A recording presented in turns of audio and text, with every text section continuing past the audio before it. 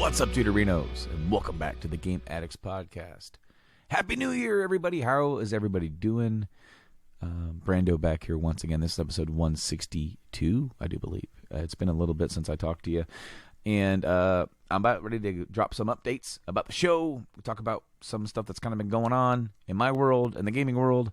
And so I hope this podcast finds you well, and I hope...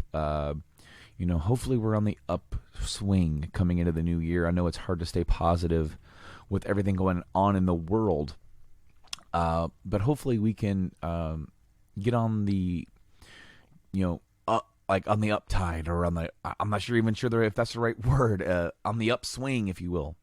Try to get life back going good for everybody, and I hope this podcast does find you all well.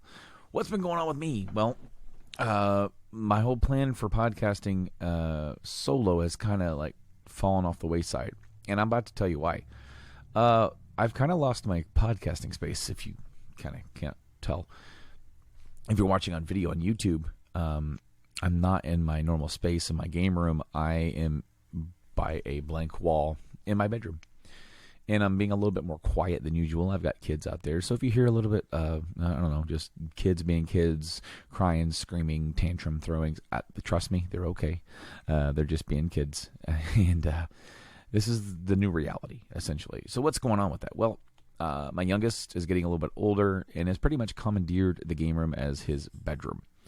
And due to sleep schedules and everything and my work schedule, has really diminished the time in which I can actually get back there to record a podcast. And that's part of it. The other part of it is, getting the drive and the want to sit down. It's not that I don't want to, it is getting in the mood to. It's hard. Dude, this year's been so hard. On me personally, on a lot of people, out there. A lot of people have had it a lot worse than me. And I know that, and I'm so very lucky. But it's also very stressful, and it's been difficult. I have been podcasting. I've been appearing on Journey into Comics with Nate. Yeah, and there's my kid yelling if you heard him. Yeah, he's throwing a fit about playing games.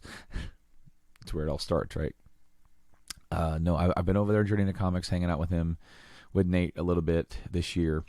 We started a new project together, which is about to be released here soon. I'm really excited about that. And see, the thing is that putting time into those projects, it's easier to sit down with somebody else and talk and take some of that pressure off of myself. Makes it easy. But the other part of it is, this year, as far as gaming news, there's been little pockets of gaming stuff. I got really excited around the Game Awards, especially with some of the stuff that came out of that.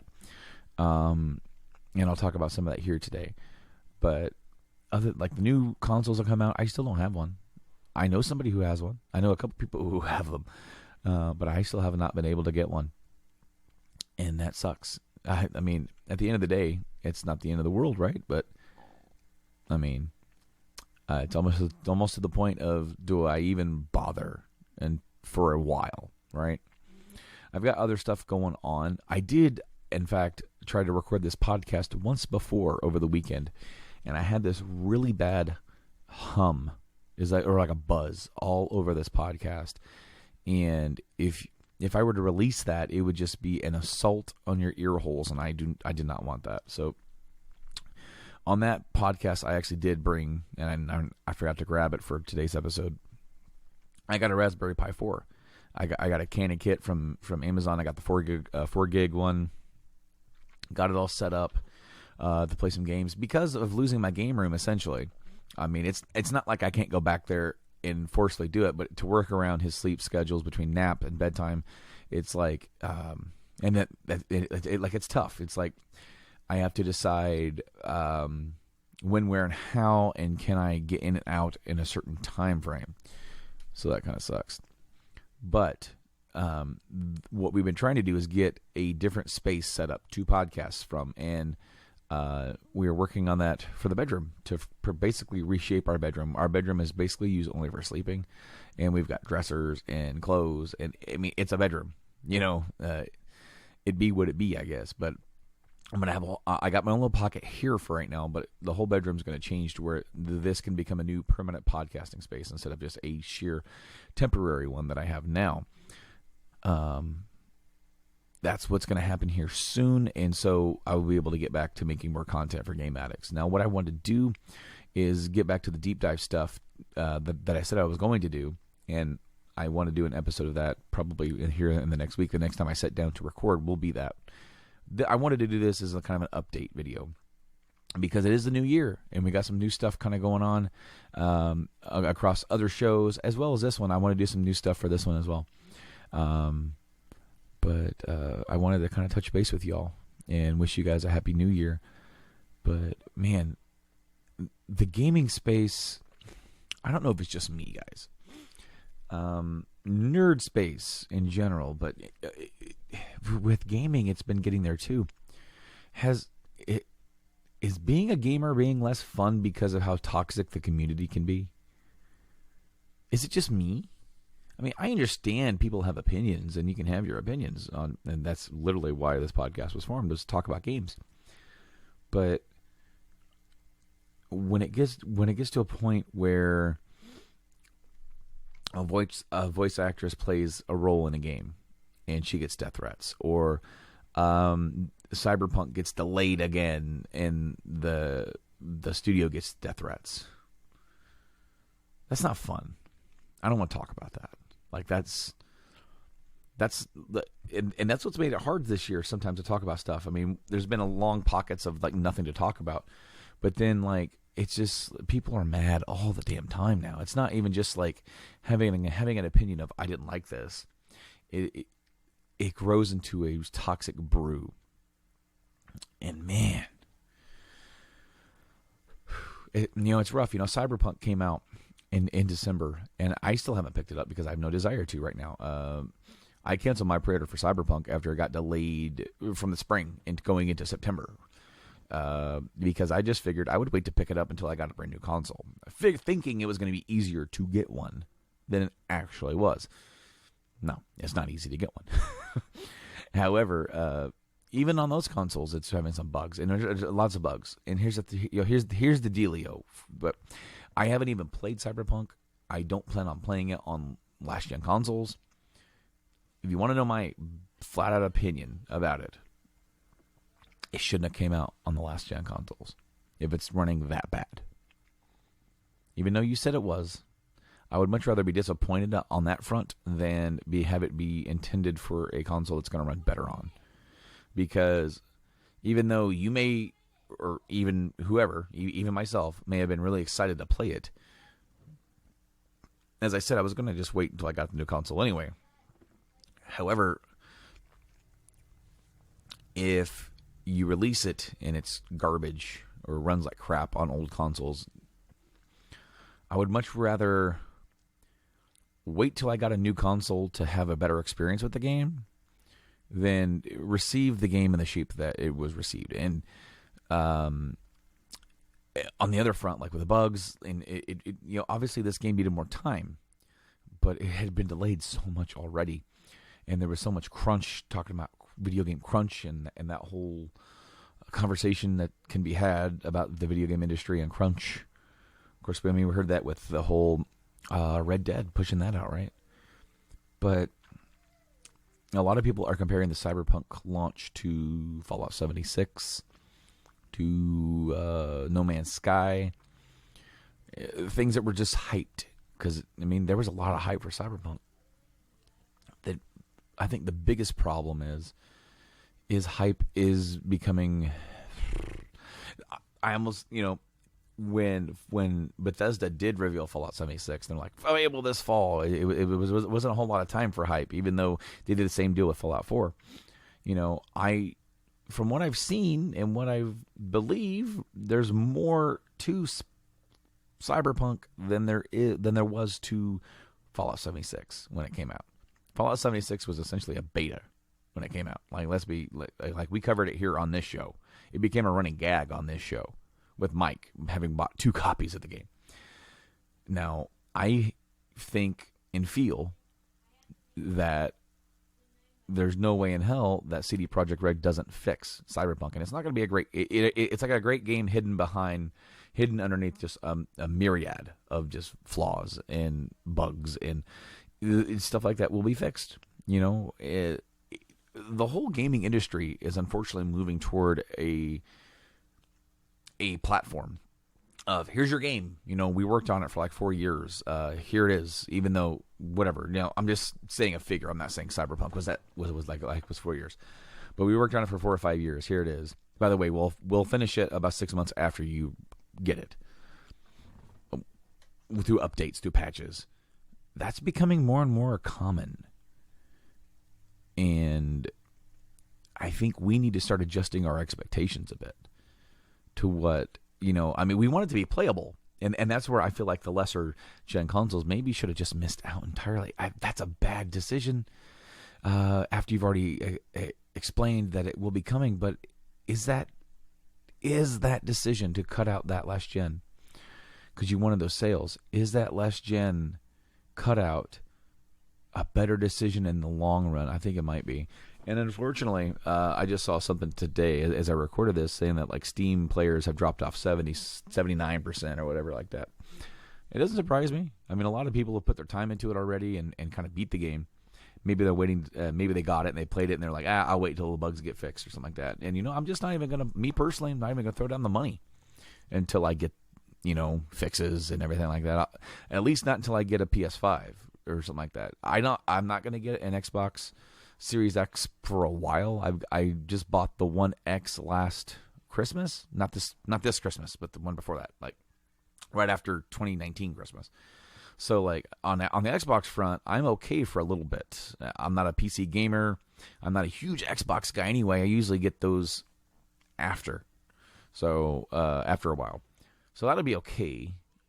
But PlayStation is normally my first go-to. I'm gonna get a PS5. That's when I'll get Cyberpunk, whether the PS5 version is out or if I buy the PS4 version and I play a little bit of it on backwards compatible, see what it's about. Or, if you do that, then you get a free upgrade to the PS5 version anyway. So, Cyberpunk came out. And like everybody has an opinion. Man, we just need to be, I don't know.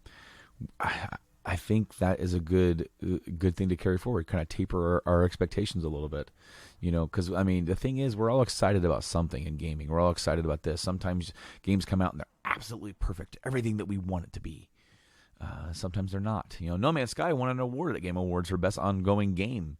When it came out, it was by far anything but that. So things can be fixed. Things can be, GTA Online was a farce when that came out. Remember how bad it played, and you couldn't get past the race, and it was jumbled, and the servers are awful, and now it's the biggest and brightest and longest, most profitable video game of all time. So, stay with it, guys. Stick with it. Games are awesome. We're all here because we love video games. In that, sometimes stuff happens and we do get someone that isn't great, or we get something that falls short of our expectations. It doesn't mean it can't be fixed to be made that way, but sometimes it's not, and we need to move on and find another game. And there's plenty of games out there, just like fish in the sea, right? What else was there to talk about? Mass Effect Trilogy getting remastered. I'm a huge Mass Effect fan. You guys know that. And I'm looking forward to that and seeing what that brings. Also, a new Mass Effect game announced. Set, obviously, after the trilogy. But also, there's a lot of stuff in that trailer that's kind of interesting with that little reveal. Liara is there, which means that it's set after. She's looking at it in 7 armor. Is she looking for Remains a Shepherd? What's going on? How are they going to do a sequel in this era with the endings they gave us? Are they going to change some endings in the re-release to where it kind of leads into a new game or a new? Obviously, if it's after the Reapers and we don't have the mass relays anymore, the game could be a lot more centralized, kind of like in a local cluster, like in Andromeda. So you're taking that Andromeda one cluster deal, putting it here, where it's like maybe it starts in the solar system, but it branches out, and so it's stuff that we kind of know, and we have actual science and technology to be able to look and identify this, identify that. Oh wow, we were all here. But it's everybody trying to piece everything back together. I don't know. Because also in that same exact reveal trailer, when it showed the Milky Way, it showed Andromeda off in the distance. And the last game was Andromeda. There was also a little bit of a nugget of audio talking about Arc 6 or Arc whatever. It was the arc that never made it to Andromeda, like the Quarian arc or whatever. That we never got a DLC for because of that mess. So I'm hyped. I'm hyped for Mass Effect because I'm a huge Mass Effect fan. However, maybe I should taper my expectations. Maybe I should be cautiously optimistic. And that's kind of where I'm looking at it. I'm cautiously optimistic. I love Mass Effect. I don't hate Andromeda. I've even more recently tried to replay through Andromeda, and I kind of took a break from it because it's kind of boring. That's that first, I don't know, 10 hours of the game. It's kind of boring, but I don't hate it. But the flaws are a little bit more noticeable to me now, a couple years later. And but those flaws aren't game ending. They're not. They're not. It's not. I remember we covered it here on the show, where a lot of people were saying this game is absolutely unplayable because of how bad the facial animations were. Which, I mean, okay, if that's the way you feel, but the average score around the time was like, what, a 7 out of 10? And I was like, remarking, how is that unplayable? 7 out of 10 is pretty average. It's not great, unfortunately. I would have wanted a great game. And buried deep in Andromeda is a good story. And a good place to start off on a new epic adventure where we could have a second entry. And after we've done all this pioneering, now we can do something a little bit different, a little bit more stripped down and straightforward. All these games, man, they want to be so big and they want to do so many things, and they want to. There's got to be hundreds and thousands of hours worth of stuff to do, and sometimes that just deters me from getting deep into the game. I don't like traveling across the map just to get to my next objective. Sometimes I want to just be on rails. That's one reason why a game like Uncharted or The Last of Us, those games are really fun because it mixes the exploring with more of an on-rails type deal where, like, for example, Ghost of Tsushima came out this year, and I played it, and I really liked it, but I fell off of it because it was like, all right, I helped this dude out, and now I got to go way over there to continue his arc, and I don't want to right now. I don't want to explore. I just want to play this story because the story was interesting. Man. But no, I'm cautiously optimistic for Mass Effect and as well as Dragon Age, because there was some news that came out where, excuse me, Casey Hudson was the head of BioWare. Of course, he was the creative director or writer, or I don't know, maybe creative director on KOTOR, Knights of the Old Republic, and Mass Effect and stuff like this. And he came back to the company right before Andromeda came out, and he was he was the head of the company for the whole Anthem launch, and it was a disaster. Essentially, Anthem was not great. It was a Destiny style game, and it didn't succeed. I just saw it on sale like not that long ago. The base game, not like the deluxe package or anything like that, for 99 cents. At Walmart, them trying to get rid of copies and stuff. Oh. Little baby crying in there.